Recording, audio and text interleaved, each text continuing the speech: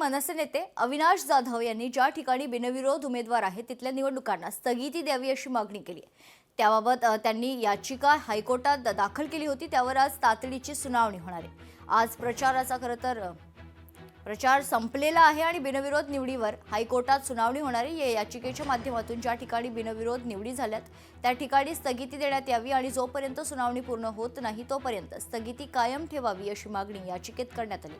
मुख्य न्यायाधीशांच्या खंडपीठासमोर आज या याचिकेवर सुनावणी होईल।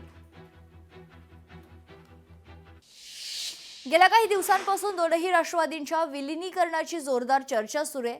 पुणे आणि पिंपरी चिंचवडमध्ये दोनही राष्ट्रवादी एकत्र आल्यानंतर त्यांचं विलीनीकरण होणार असल्याचे संकेत अनेकांनी दिले होते।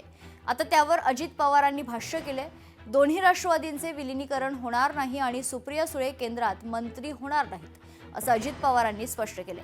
सुप्रिया सुळेंचा राष्ट्रवादी पक्ष हा इंडिया आघाडीचा भाग आहे, त्यामुळे त्या केंद्रात मंत्री होणार नाहीत असं अजित पवार म्हणाले।